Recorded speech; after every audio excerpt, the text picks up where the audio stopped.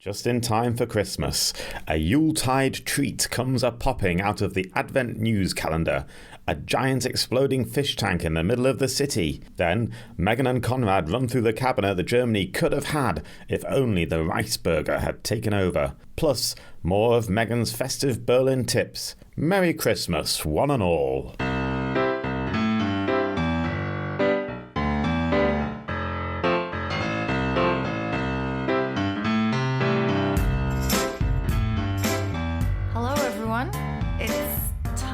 Another episode of Megan's Megacan. The last of 2022, I think. I'm still here. I'm Megan. I'm here with Ex-Berliner magazine and Konrad Werner. Hi, Konrad. Hello. How are you? Good. Good. You think this is going to be the last one? Are you going somewhere? Yeah, possibly should have run over this before before we started recording, but I'm gone. Oh, right. For Monday. But we have just planned to do a roundup of the year in this podcast. So so this is, using context. Right. So it does make sense to do Sorry. We could try and do like a digital one and go back to those Corona days where we sounded like we were recording underwater. Nah. Anyway, it's incredibly cold. You're quite enjoying it. Yeah, I like it. I like a bit of like a cold snap. I don't like sort of 5 to 10 degrees, but I like sort of 0 to -7 degrees. I like again. Yes. I think that's about accurate. I feel like when it gets to these temperatures, you stop sort of fucking about. And I'm not like, oh, do I need that jacket? It's just like, how many clothes can I put on myself and still bend my arms throughout the day? Yeah. These are my questions. Anyway. Have you got long johns? Of course I have long johns, but... My brother Jono calls this his long Jonos, so now I call them my long Megans. I think it's good. Yeah. I encourage everyone to do the same. No one else laughs at it, but I find it hilarious.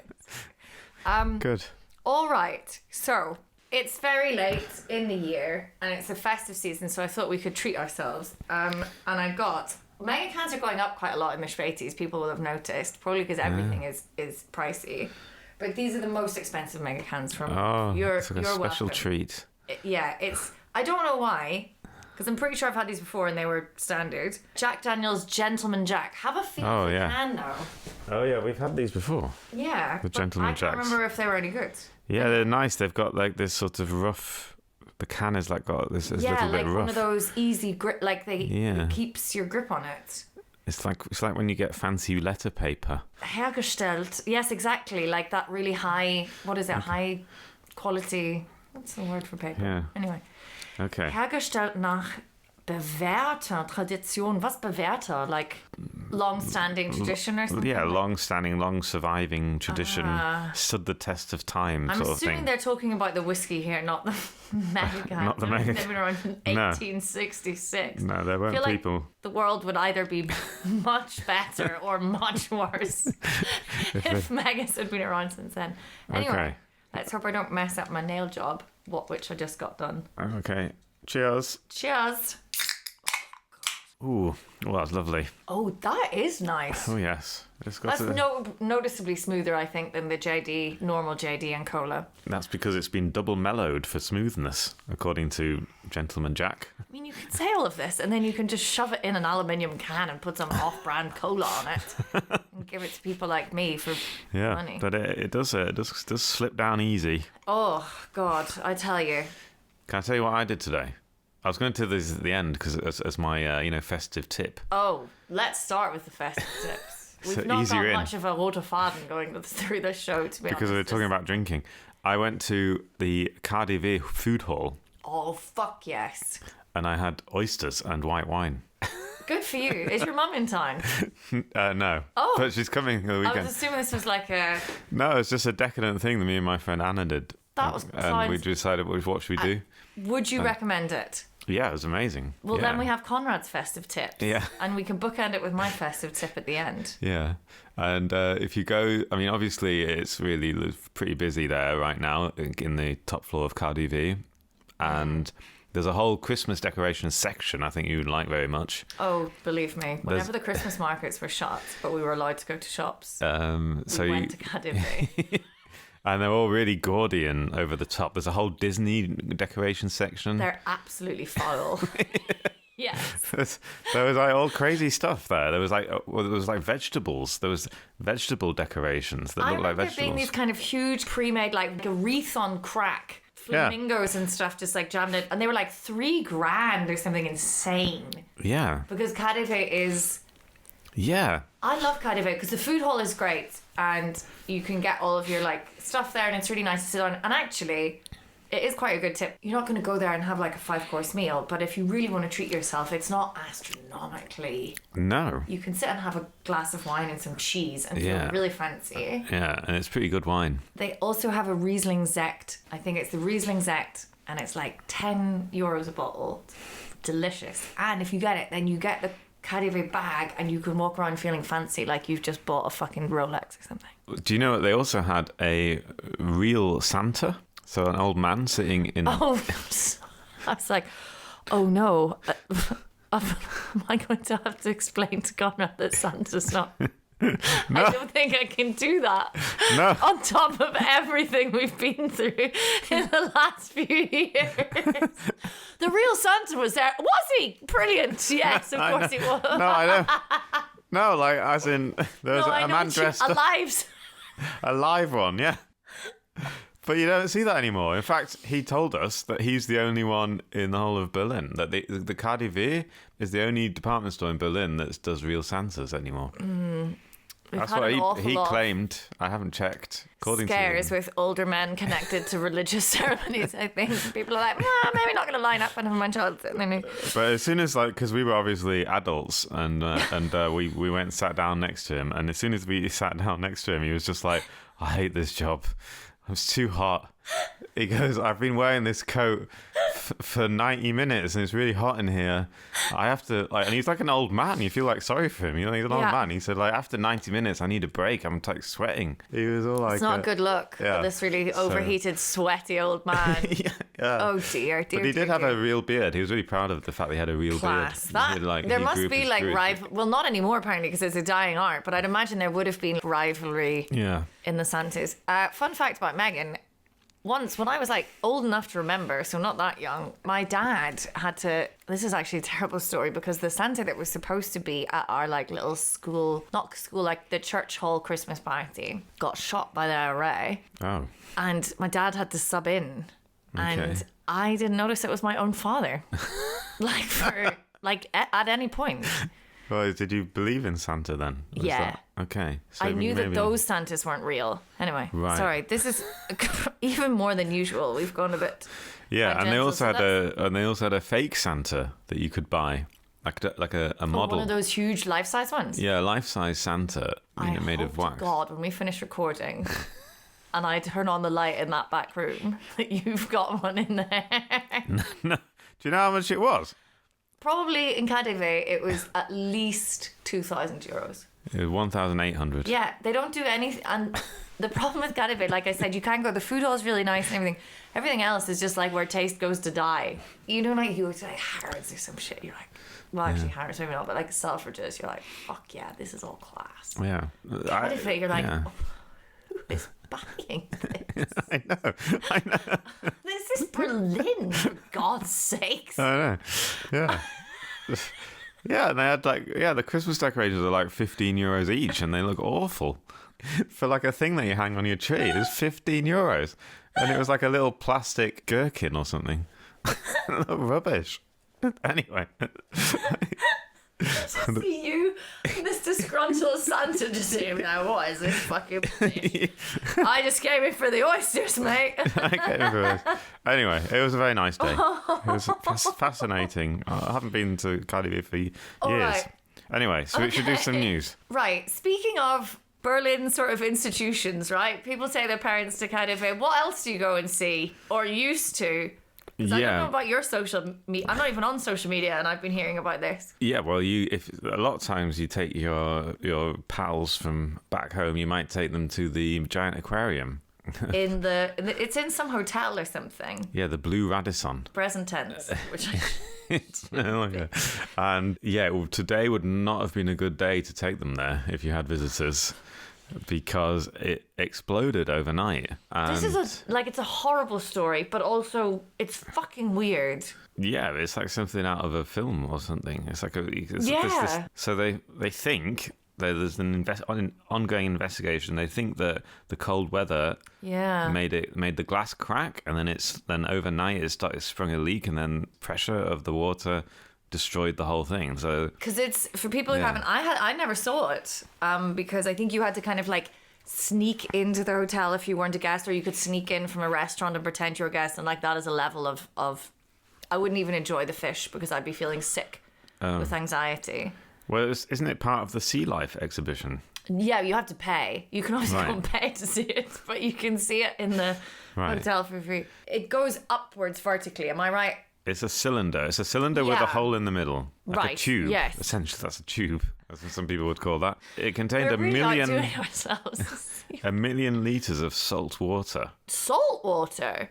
Yeah, because they were like sharks and sea fish in there. And it contained 1,500 fish of more than 100 species, and most of them are now flopping lifelessly on the pavement outside the hotel because they're all over the courtyard and everywhere. No, that's horrible. And yeah, it's crazy. I mean, it's like just a massive thing that just exploded. And you used to be able to get a lift through the middle of it. Yeah, that was the kind of thing, wasn't it? Yeah. That was the whole shtick. I mean, I know they're a bit problematic. Like, I love aquariums.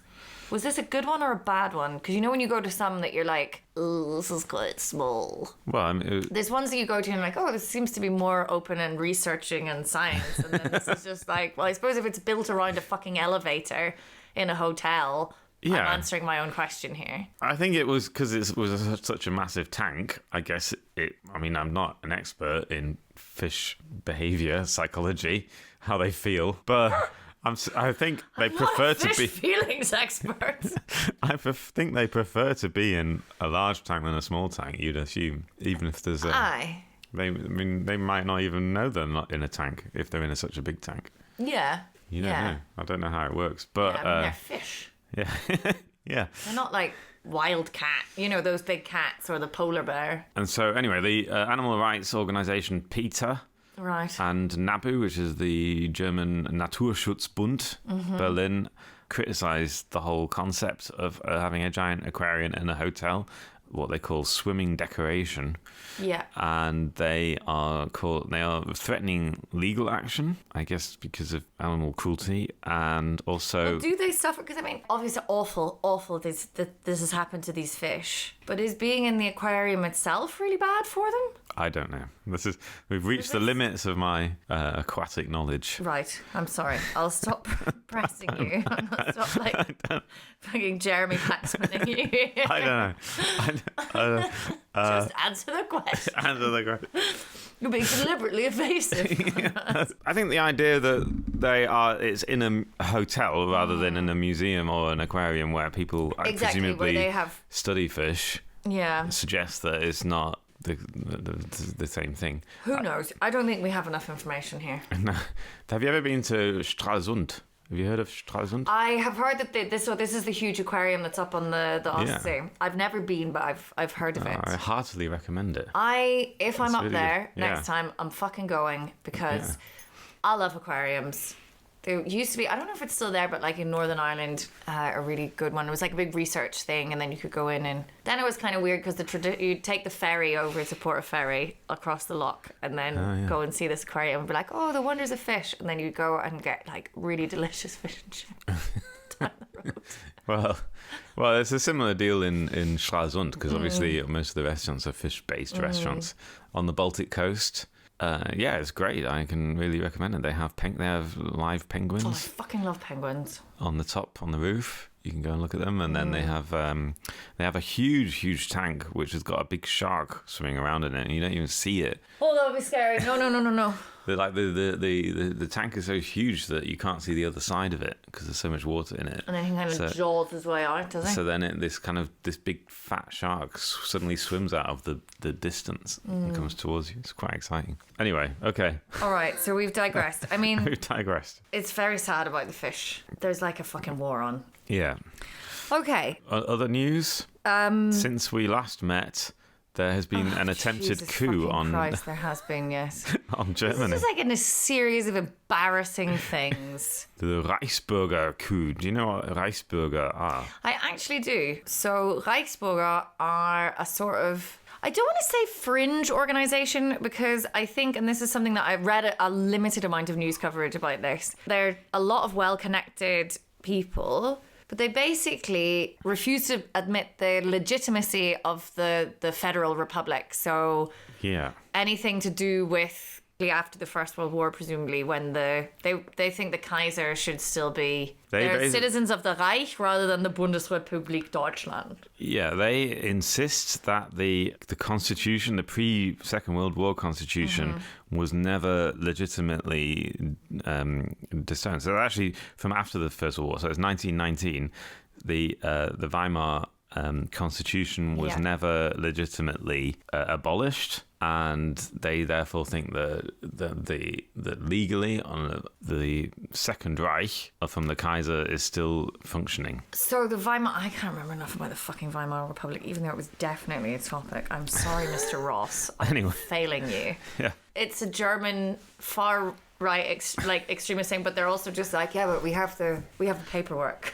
And the Verfassungsschutz, the domestic intelligence agency, which sort of tracks extremist movements around the country, and they estimate there are about 20,000 people in Germany who believe this. That's a lot of people. Yeah, it's quite a lot. So it's a kind of a big movement, and it says that only about 1,000 of them are considered far-right extremists, and the others are just bonkers. I don't know. It's not an organisation as such. It's more of a movement. No, they don't all know each other. That's like not an organised group. They have similar ideologies that often overlap, such as they're often monarchists. They are often anti-Semitic. They're often esoteric. They have like tarot card experts, and that we'll get onto this in a minute. And often Holocaust denials are often like these people. This is some real fucking 1920s. Wow. So what happened last week was that 3,000 German police officers conducted raids on 150 different properties all over the country, and also some in other countries. I think Austrian. They found weapons in at least 50 of these properties, and 25 people were arrested and charged with planning a putsch, like actually planning a coup, which is a big deal. I mean, it's kind of terrorism, I know, and it sounds like, oh well, these guys, whatever. But then it's like, just let's all remember the state of the German army, everybody. The thing is, when you look at their pictures, here I'll show you the picture of their ringleader. Please. Oh wow. This is... Wow. Yes, scroll down. Is it Tweed? Of course it's Tweed. So this is Heinrich the 13th. Oh, class. Prince Reuss, 71 years old, seems to like tweed jackets. And he was going to be, after this coup... He's got kind of that hair where he's lost his hair, but he's... men of a certain social class, they grow it out, like, backwards. Yeah. Yeah, I'm just painting a picture for the so he's one from an old aristocratic family in Germany. This particular family, I'm getting this info, by the way, from Nathaniel Flaken's very interesting article on Explainer. All male members of this house are named Heinrich with a Roman numeral. So he's not even... Oh, wow. So I thought when you said, so what basically, because the coup was going to establish him as a monarch, yes? Yeah. This was kind of the idea. And I thought that we just had fucking tons of Heinrichs when you told me Heinrich the 13th. But that's just what his fucking parents have called him. Yeah. No, I haven't even...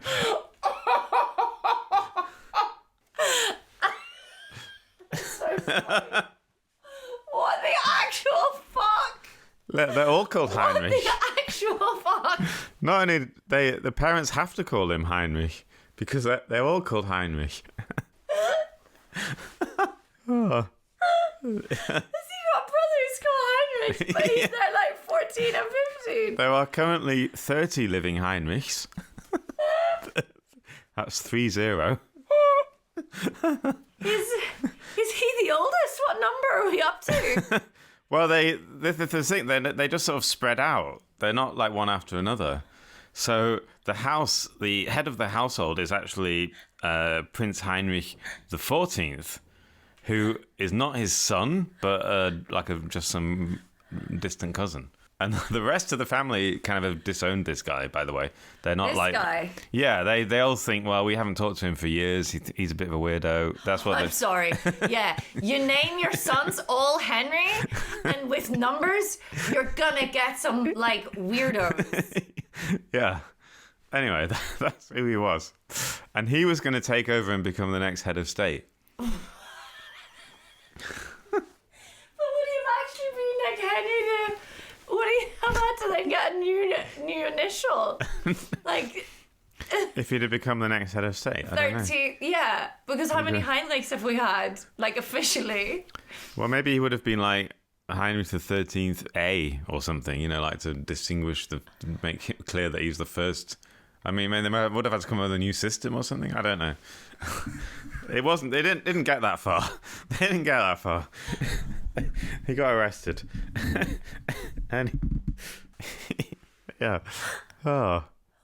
So the interesting thing is, this whole coup, they came up with a whole cabinet.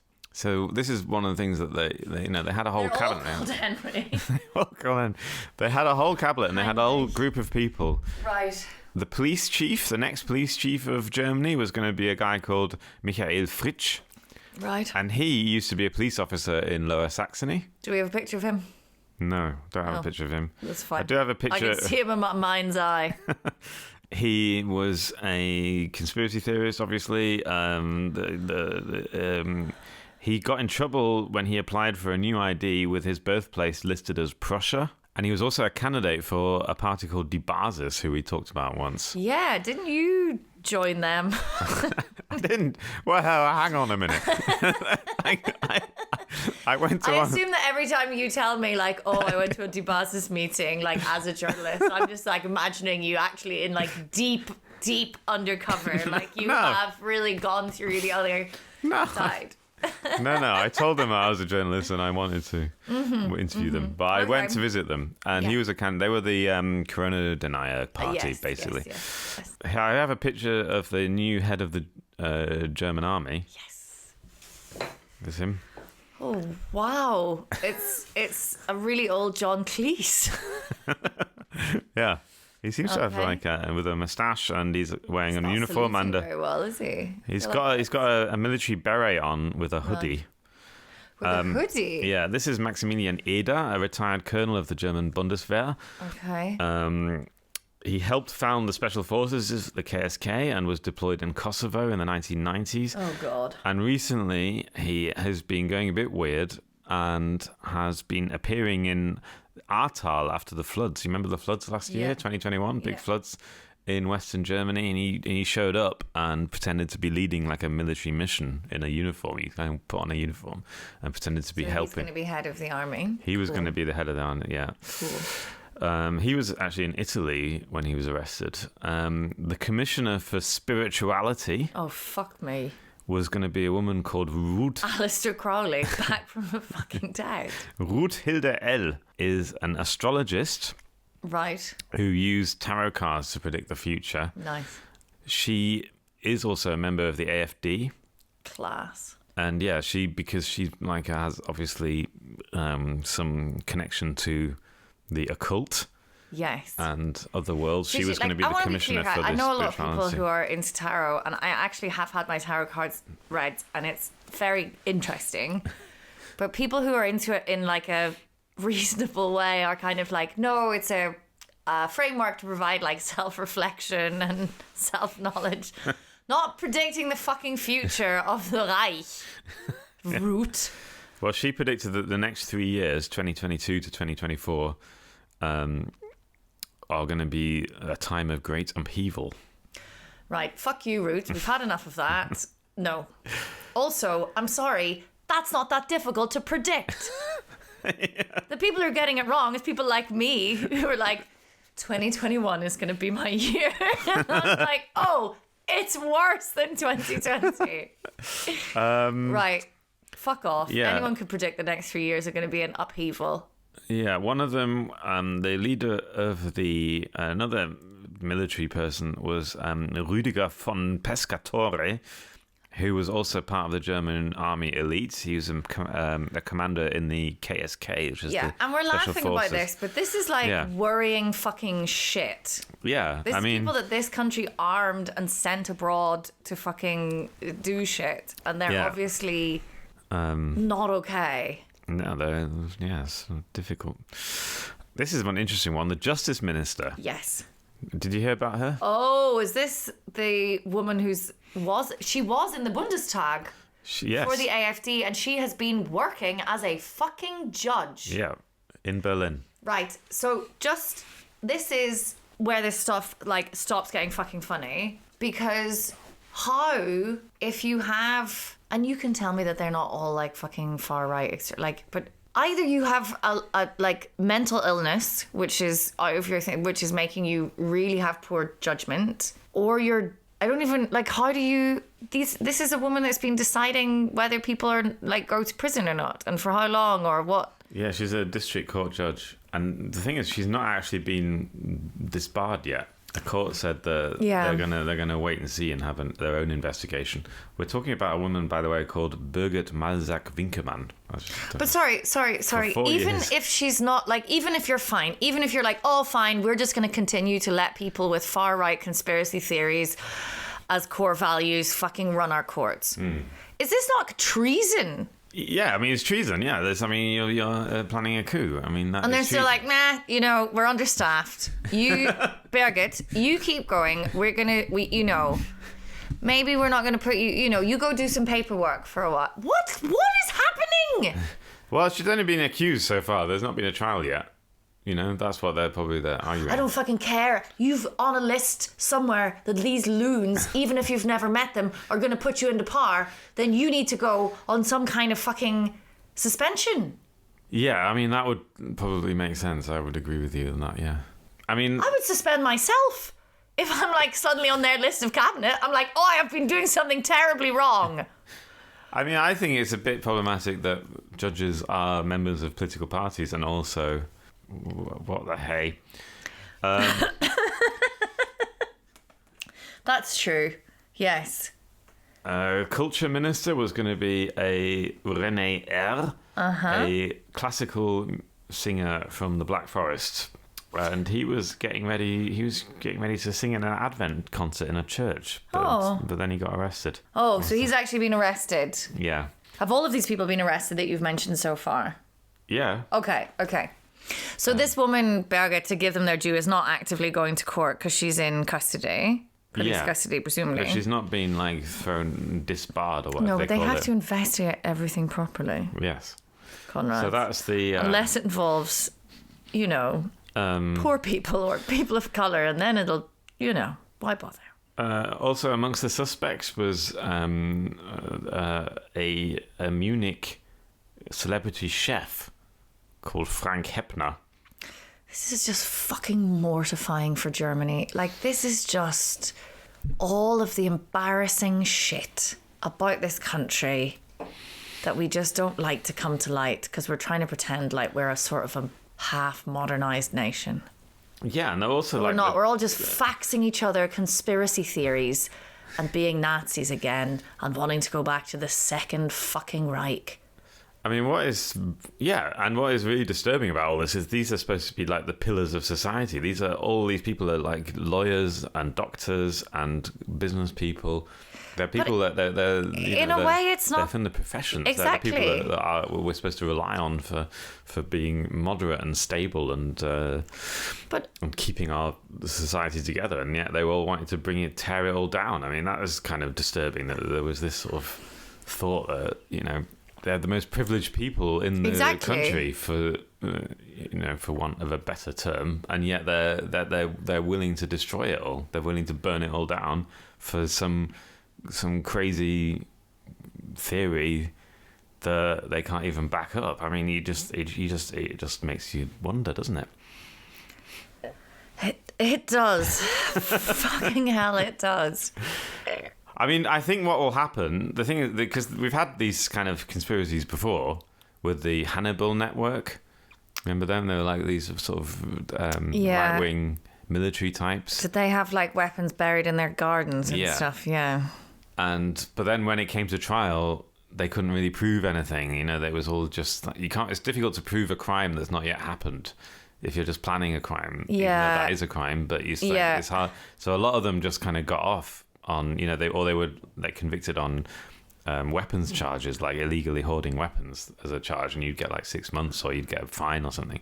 So a lot of these, I don't know, when it comes to trial, I wonder how much of it will really and do you think stick? Sometimes there must be, you know, if you're in the Verfassungsschutz, because presumably this was like what is the Homeland Security? Is that what the Verfassungsschutz is? Or the Constitutional... It's the Office for the Protection of the Constitution. Yeah. And there's a federal one and then one in each state. Okay. So they're the ones that kind of observe groups like this. Yeah. And then obviously in connection probably with the police and all of that stuff. Yeah, they don't arrest people. Yeah. So they're just like, here, lads, we're watching these guys. It's now time for you to step in. Yes. But I wonder if sometimes, at what point do they call it? On the one hand, you sometimes wonder, they've got to amass enough evidence to make something stick. Yeah. And obviously you don't want to risk human life or anything like that, but do you ever think it could be they go in and be like, right, well, we don't want it to get, because it looks really bad if this fucking judge takes up arms or... Well, I think part of it is is PR for the security services. I think I mean, it was very noticeable that the pictures of all these people in handcuffs were out there. Mm-hmm. Like, presumably, they must have told the press before they were doing it, or as they were doing it, that they were going to arrest all these people, and they put out a big press release on the same day, and they said like, we've done all this stuff. And like I woke up and it was like they'd given us this kind of like Nicolaus present in the morning. Like they'd gone in at like 3 or 4 a.m. and it was all, by the time my alarm went off, the radio was like all over it. Yeah. It wasn't just like we're hearing...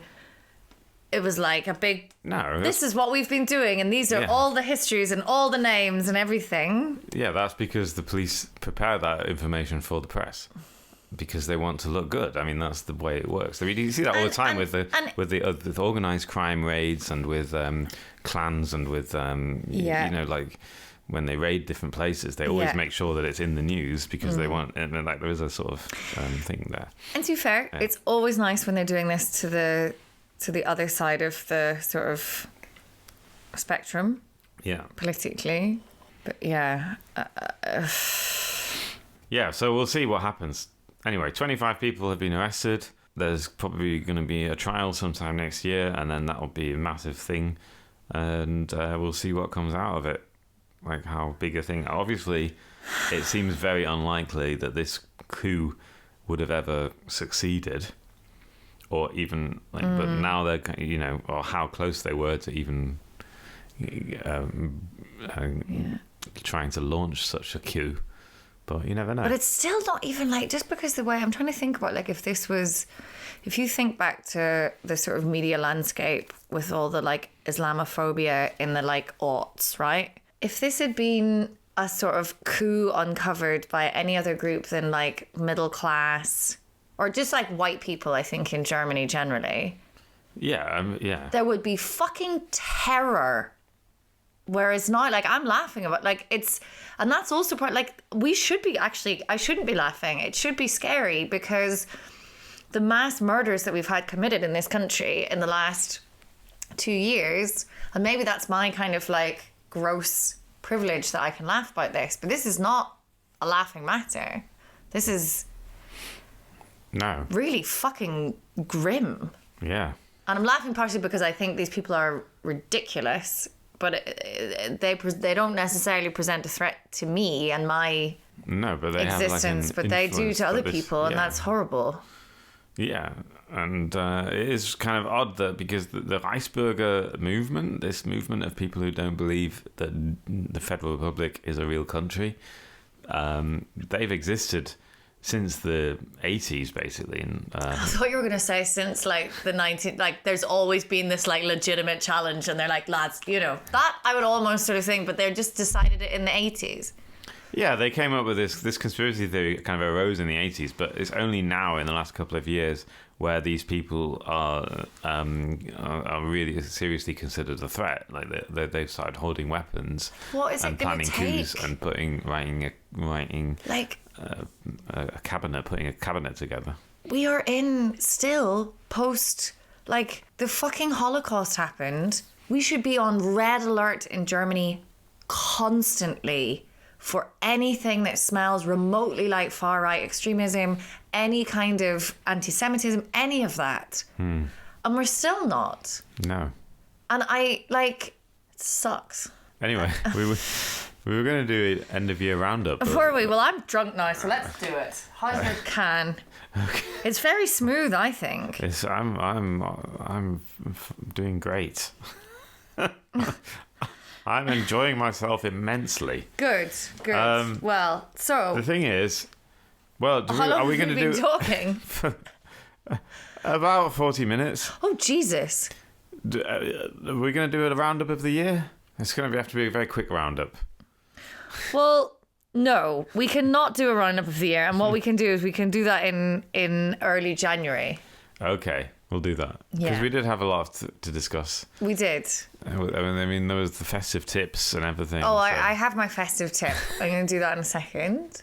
I probably have several, to be honest. Okay, good. So we can do that, and then I can just ask you about your plans for the upcoming weeks, and we can leave on a rosy note, and then we can get back into the horror in January, because we'll be feeling like shit anyway, because we'll have overindulged. Yeah, we'll be all hungover. Yeah, for the whole of January, potentially. Okay. So what was your festive tip for this week? Right. I also am now remembering that we keep promising our Patreon people like a special episode, and it is in the works. It fell through the last time we were going to record it. But I think January will be the month. Okay. All right. Festive tip. First of all, I hope everyone is enjoying all of the Christmas markets all of the time.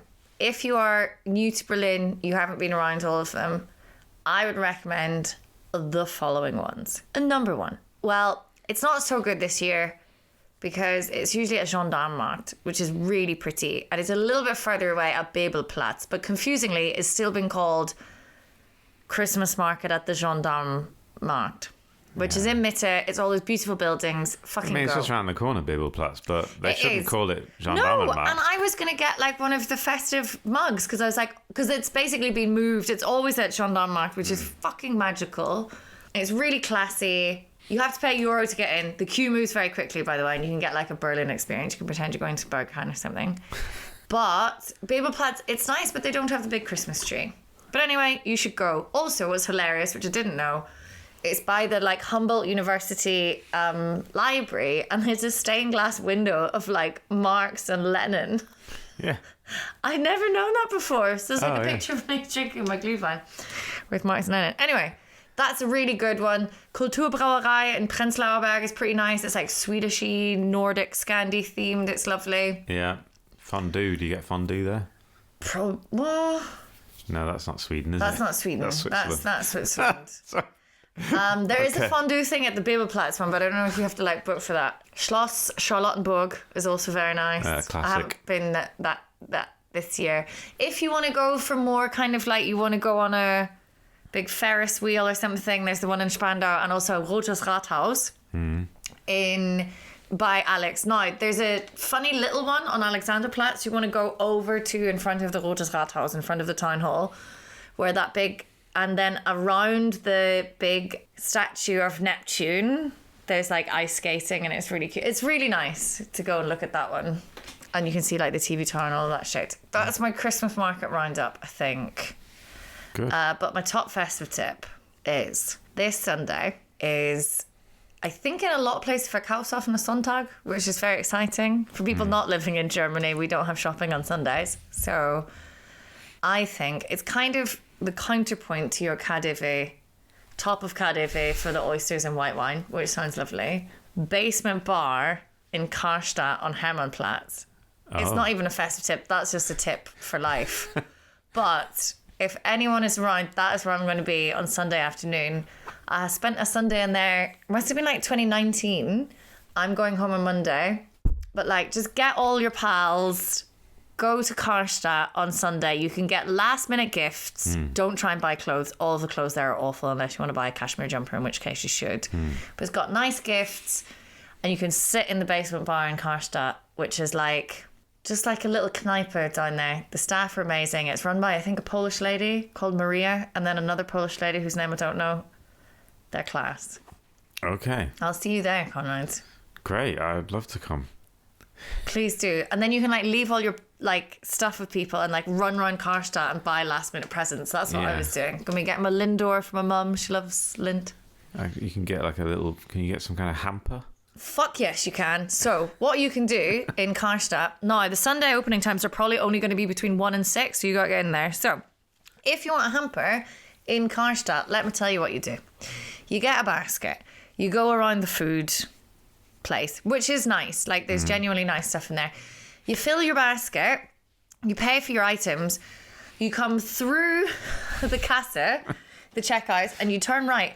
And I hope it's open on Sunday, but there's a station where for €10 you pay to put it in a hamper. Oh, you don't have to buy you can buy the pre-made hampers. Right.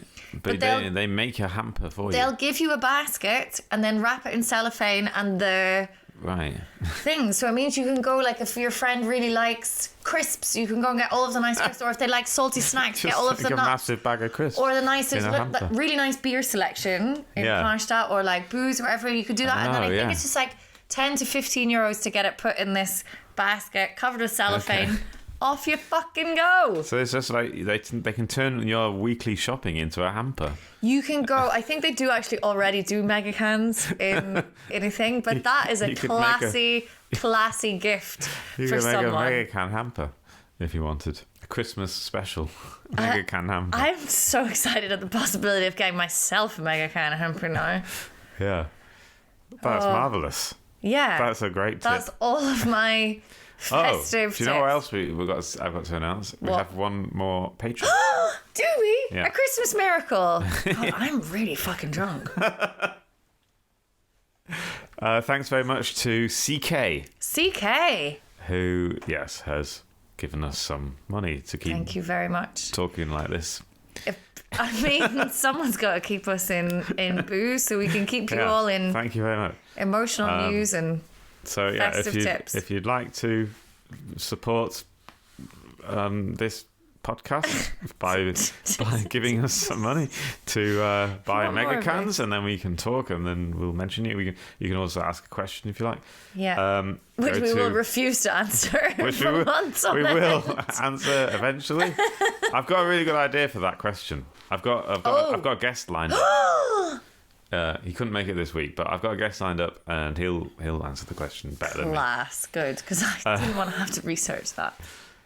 Patreon.com/Megan's Megacan. Yay! Just wanted to say that, and that's it. Anyway, thank you very much, Konrad, for another year of the news. Yeah, thank you for listening to it.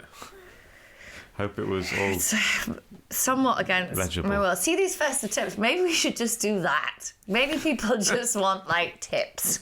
I don't know. We'll see. They're quite Berlin specific, and I understand that not everyone is listening in Berlin. Apparently we have listeners in like loads of different countries, and I wish you all, I mean, it's mind-boggling. But I hope that you all have a very cozy and healthy period, whatever you're doing, if you're celebrating or not celebrating or whatever, in the next few weeks. And have a good Christmas, everyone. We'll see you either in the Oyster Bar or in the Karstadt basement bar. You gotta go downstairs to the basement. Yeah. Follow the sound of like European trance at an inappropriate time of day. It's class. Good. Excellent. Bye. Bye.